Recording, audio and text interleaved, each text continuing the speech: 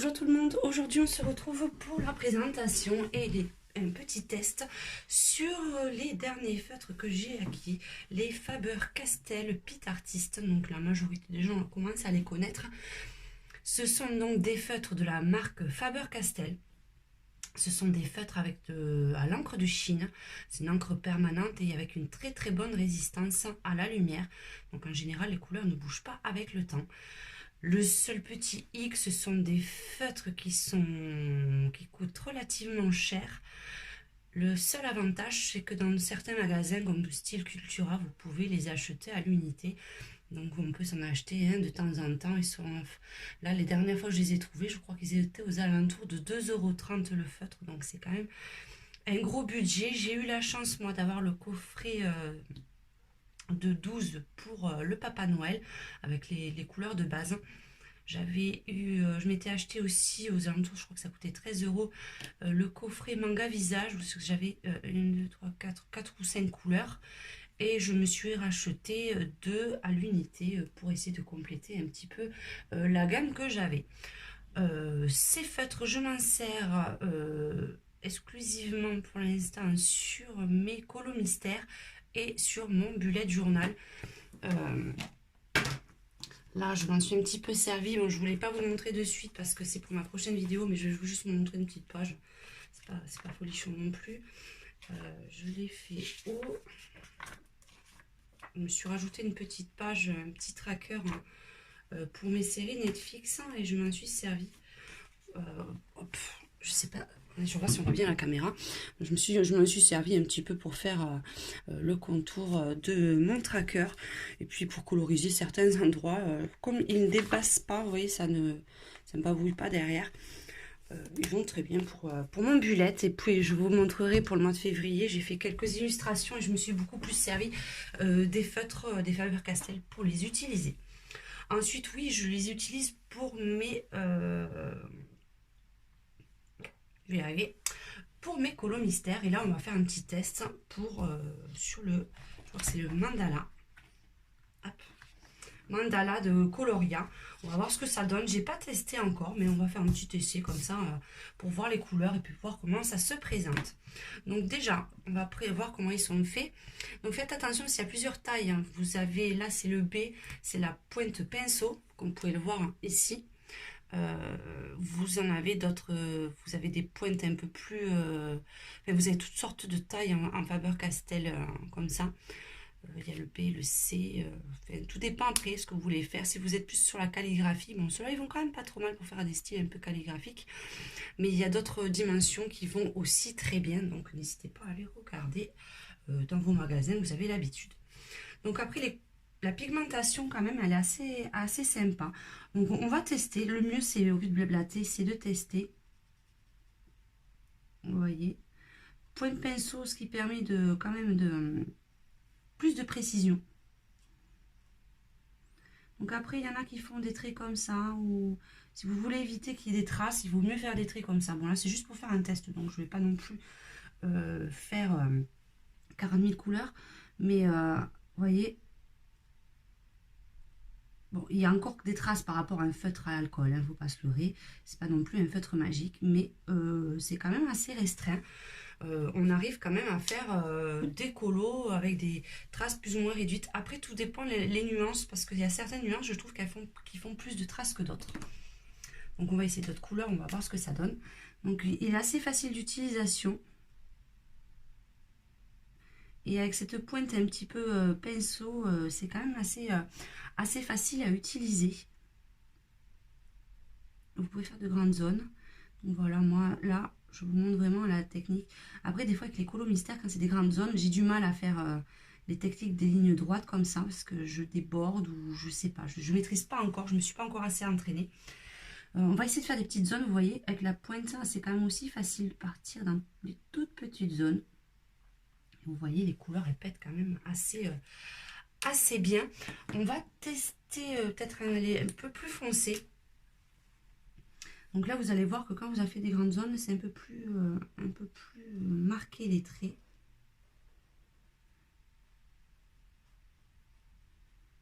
Après, je ne les ai pas assez pratiqués encore pour bien les avoir en main. et les utiliser au mieux de leur capacité, comme on va dire. Hein.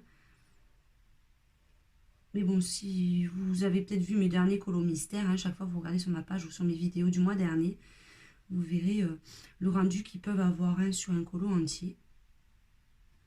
Vous voyez, c'est quand même pas trop mal. Et les couleurs sont vraiment sympas. Vous en avez, je sais pas, par contre, j'ai pas regardé combien il y en avait en tout dans la collection. Je sais que les grands coffrets sont vraiment très très chers. Je crois que c'est le coffret de 120. Mais bon, moi je vais essayer de les avoir au fur et à mesure. De temps en temps, m'en prendre un. D'ailleurs, il faut que je me fasse sur mon petit bullet une sorte de tracking, enfin pas tracking, mais de listing, avec, comme j'ai fait avec les Prismacolor pour voir les numéros que j'ai. Parce que chaque fois j'arrive dans le magasin, je ne sais plus lesquels il me faut. Donc c'est toujours un petit peu particulier. Je n'ai pas testé les dégradés avec celui-là. Je ne suis pas sûre que ça soit très folichon. Par contre, on va tester, voir si ça fonctionne. Juste que je trouve ma petite boîte. On va essayer de voir si ça fonctionne avec le système de l'aquarellable. On va regarder de suite. Donc, bon, je me sers toujours de ma petite boîte Néocolor. Hein, c'est celle qui me va le mieux.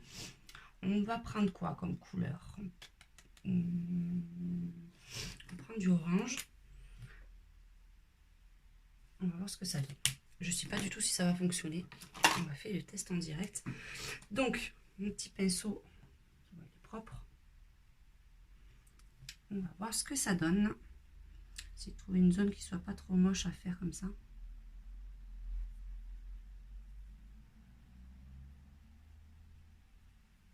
On va faire un dégradé.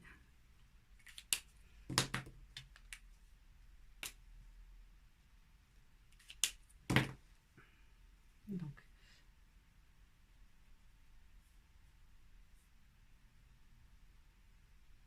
ouais, ça passe assez bien. Hein.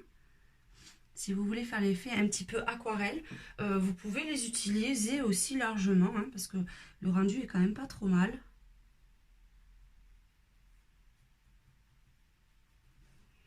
Oui, ça passe bien aussi. Donc, vous voyez, vous pouvez aussi les aquareller, donc il n'y a aucun souci. Après, on va laisser sécher un petit peu pour voir ce que ça fait. Si on repasse dessus, si ça va bouillir pas trop. Ouais, non, c'est parfait. Vous voyez, vous pouvez vraiment les utiliser de différentes façons. Donc là, donc la technique standard au feutre comme ceci. Après, vous avez vu, ils sont aussi aquarellables. On va voir si, par exemple, si on essaye de faire un petit peu style calligraphique, ça fonctionne.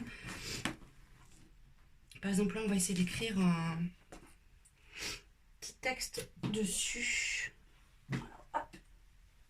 Je vais regarder quel stylo je vais pouvoir le faire.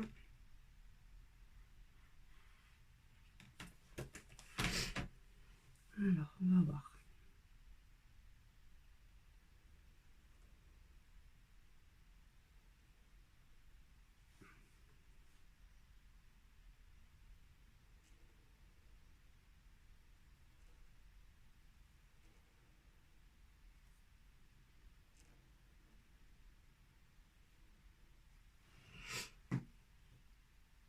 C'est pas trop mal aussi. Hein.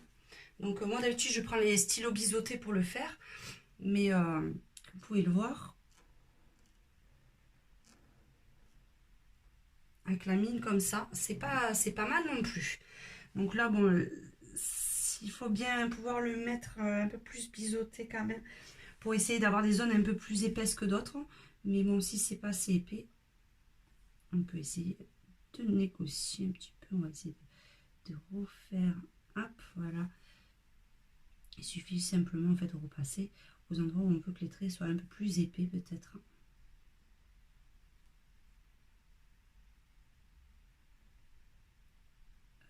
Hop, si je tiens pas la feuille, ça va pas le faire.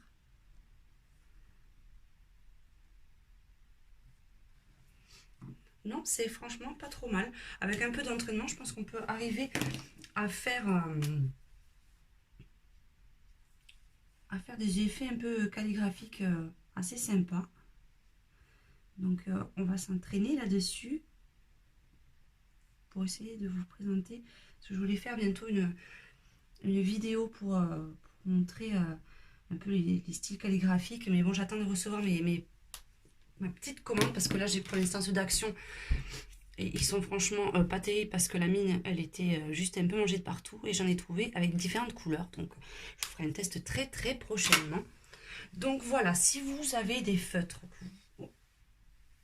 je ne veux pas dire qu'ils sont vraiment au top du top, hein. Ce sont des très très bons feutres, mais si vous avez un petit budget, ne vous embêtez pas, restez sur les stylos Stabilo Pen. Si vous avez un peu plus les moyens, ben, on ne va pas se ruiner pour des feutres non plus, ben, vous pouvez partir sur cette gamme parce que je pense que vous serez franchement pas déçus. Ils sont peut-être pas très faciles au début à manipuler, le temps de bien prendre ses bases, mais une fois qu'on les maîtrise à peu près, on arrive à avoir de très jolis rendus. Moi, je prends vraiment plaisir à les utiliser sur les colos mystères. Et là, je continuerai de faire, peut-être pas de suite, mais très prochainement, ce coloriage, voir ce que ça fait, parce que j'ai jamais fait de mandala en fait entièrement au feutre. Et je pense qu'ils sont bien adaptés. Et pour celles qui sont fans du bullet journal, ben, n'hésitez pas, parce qu'on peut faire de très très jolies choses avec ces feutres pour faire des petites décos. Là, je n'ai fait pour l'instant qu'en noir et blanc, mais là, comme je suis en train de le clôturer, je vous montrerai très prochainement ce que vous pouvez faire. Parce qu'il y a vraiment, vraiment beaucoup de choses à faire et ils sont vraiment très agréables quand même à travailler. Il ne faut pas l'oublier. Donc voilà, une petite présentation toute simple.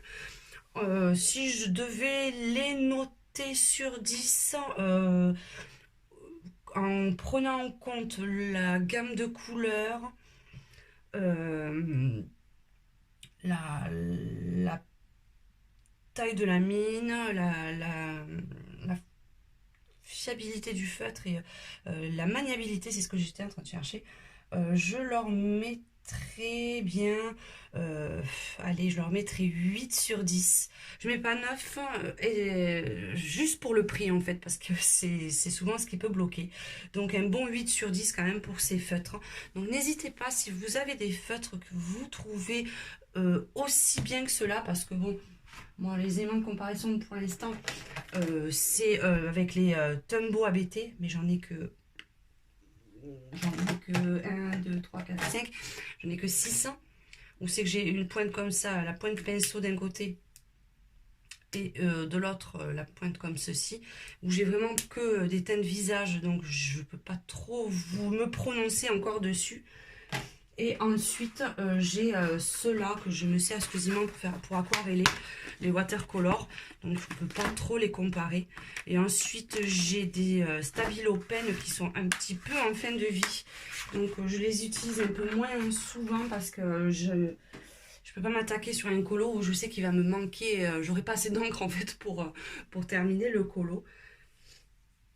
Donc sur ma simple petite base que j'ai pour l'instant, c'est ce que je mettrai quand même au dessus. Donc si vous avez une gamme de prix un peu plus basse, on va dire, ben, n'hésitez pas à partager vos avis, vos conseils. Je suis preneuse de tous ces éléments.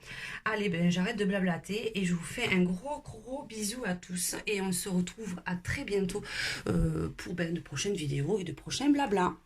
Ciao tout le monde.